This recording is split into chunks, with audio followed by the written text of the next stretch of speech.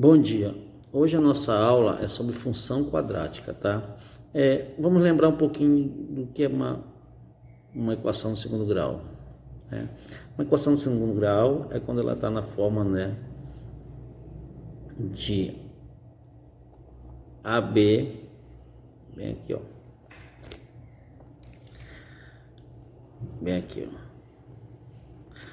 ax ao quadrado mais bx mais c. Isso é uma equação de segundo grau. E quando ela está nessa forma, equação de segundo grau, né, na forma de função, nós temos uma função quadrática, tá? Onde esse a aqui, ele tem que existir, tá, gente? Eu não necessariamente tem que ter o b ou o c, eles podem ser zero, o b e o c, mas o a tem que existir, tá certo? Tem que ser diferente de zero, senão ela vai deixar de ser uma função quadrática, tá certo? Então, antes mesmo de a gente fazer a função, primeiro a gente tem que botar ela na forma reduzida. Bem aqui, deixando na forma reduzida. A gente multiplicou os dois, né? Viu quem é que dava para somar, somou. Quando terminou aqui embaixo ficou x ao quadrado mais 9x mais 20. Ficou uma equação do segundo grau completa, porque eu tenho o a, b e o c, o termo independente, lembra? Então ela está completa. Se ela está completa, né? Então um modo de fazer ela é calculando Bhaskara, tá certo? Por Bhaskara, a gente vai definir várias situações aí nessa equação, tá certo, gente? Vejam só. Lembrando um pouquinho aqui, ó. Por exemplo, nessa função, tá? Eu tenho o a menos 3, o b 5 e o c menos 1. Mas não necessariamente ela vai vir todo o tempo f de x. Ela pode ser g de x. Isso aqui é a mesma coisa que o y, gente, no gráfico, tá? G de x, ó, 2x ao quadrado menos x. Ela tem o a e tem o b, não tem o termo independente. Aqui eu tenho h de x, x ao quadrado mais 6. Eu tenho o a, que é 1, e tenho o c, que é 6, mas não tenho o b. Tá? Ela está incompleta. E aqui na m de x eu tenho 2 terços de x ao quadrado. Eu tenho só o a, que é 2 terços. Não tenho nem o b nem o c. É incompleta, tá certo? Agora vamos ver o gráfico da função quadrática, tá, gente? O gráfico da função quadrática sempre vai ser uma parábola. Ela pode estar com a cavidade voltada para cima ou para baixo, tá certo? Isso vai depender da função. Mas nós temos um modo de descobrir isso só olhando para a função. Por exemplo, se ela tiver aqui o a positivo, maior que zero, né? Ela vai ter a concavidade voltada para cima, tá certo? Se ela tiver o a negativo, menor que zero, ela vai ter a concavidade voltada para baixo. Vamos ver essa aqui que ela vai ter concavidade voltada para cima. Vejam só, vamos atribuir alguns valores a ela. Agora vamos fazer o gráfico da função x ao quadrado menos 4x mais 3. Tá? Vamos atribuir alguns valores. Como eu já falei para vocês, essa concavidade dessa parábola vai ser voltada para cima, porque o a ele é positivo. Quem é o a? O a é 1.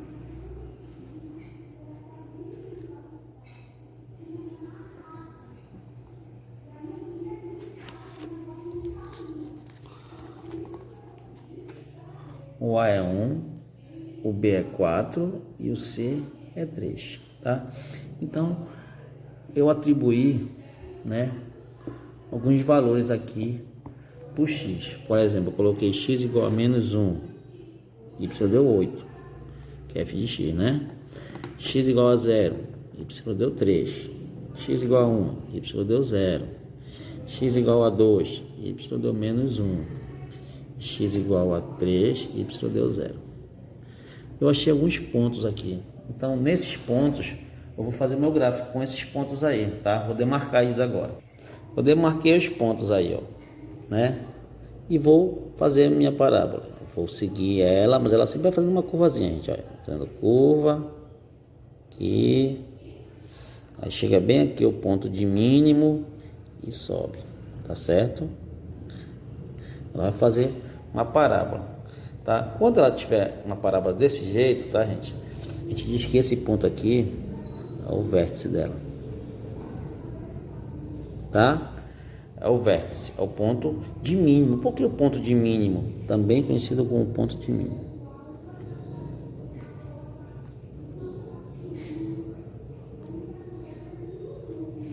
também conhecido como ponto de mínimo. Por que ponto de mínimo? Porque ela vem bem aqui, é o mínimo que ela vem e volta, tá? Não passa daí, tá certo? Aí a gente tem também o ponto zero. O ponto zero é onde ela toca o eixo X. Olha, como é que eu sei isso? É só eu achar, né? No caso, se você calcular a raiz dessa equação, x1, x2, ela vai tocar bem aqui, ó. Aqui e aqui. x1 vai dar 1 e x2 vai dar 3. Tá certo? Ele é o ponto zero. Por quê? Porque eu coloquei zero para a equação, para a função, né? E deu esses dois valores, tá certo? Só lembrando vocês, ó, se esse delta der maior que zero, ela vai tocar, vai ter dois x1 e x2, lembram lá da equação? Vai ter x1 e x2. Então, e aí vai ser diferente. Se o delta for maior que zero. Se o delta for igual a zero, ela vai só tocar em um ponto em cima da linha, em cima do x, tá? Esse ponto é onde ela vai tocar o eixo x. Se o delta que te calcular for igual a zero, ela vai ter duas raízes reais iguais. Agora, se o delta der menor que zero, ela não vai tocar no eixo, ela não vai ter raízes nos reais. Olha só como vai ficar. Vai ficar e não vai tocar aqui, porque ela não tem raízes nos reais, certo? Esse ponto onde o nosso gráfico toca o eixo Y, tá, gente? Ele é o valor do C, termo independente, tá certo? Ah, quer dizer então que se o termo independente não existir, vai ser zero. Isso, se o termo independente não existir, vai ser zero. Então, vai tocar aqui, ó. Certo? Vai tocar aqui. Se não existir o termo independente, tá certo? Vai tocar em cima do 0, 0, tá ok? É onde ele toca o eixo Y. Para mim descobrir onde é esse vértice da função, eu vou usar essa fórmula para achar o x do vértice. Ó. X do vértice vai ser menos b sobre 2a.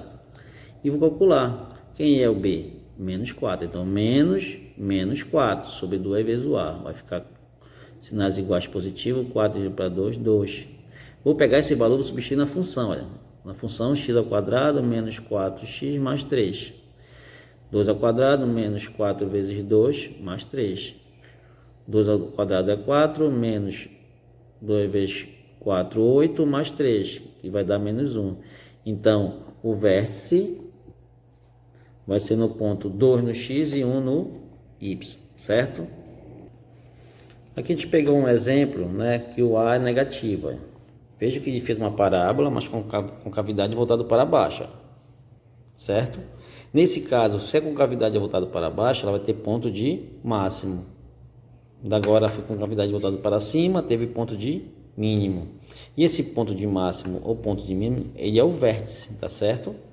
Então, como é que a gente calcula o ponto de máximo aqui no caso, ou o vértice? A gente vai o x do vértice, menos b sobre 2a, lembra? Menos b, o b é zero, não é? O b é zero? O b é zero. E quanto é o A? O A é menos 3. Vai dar 0 dividido para 6, menos 6. Vai dar 0. 0 dividido por menos 0. Então, vou pegar esse valor e substituir aqui. X, Y do vértice. Vou pegar a equação. Menos 3 vezes x. Menos 3 vezes 0 ao quadrado. Mais 5. Vai ficar Y do vértice, vai ficar igual a... Aqui vai dar 0, 5. Então, o vértice vai ser 0 no x e 5 no y. Aqui o ponto é. Esse ponto é o ponto 5 no y, 0 no x. Lembra que eu falei que tocava no eixo, no valor C? Tá aqui, ó. Tá? Então, esse é o ponto de máximo. O ponto de máximo é onde? No vértice. O vértice, qual é o valor do vértice? No ponto 0 e 5. Ah, então aquele da pouco que nós fizemos e tinha ponto de mínimo. Isso, tinha ponto de mínimo, né? Esse que nós fizemos agora há pouco. Ele tem ponto de mínimo. E é o vértice dele. Que ponto é? 2 e menos 1. Tá certo? É o ponto de mínimo dele. Ok? Só para finalizar. Olha só. Gente, o eixo de simetria, ele passa bem aqui, olha. Ele divide o gráfico em dois lados de mesmo tamanho, simétrico, tá certo? Mesma coisa, né? O outro.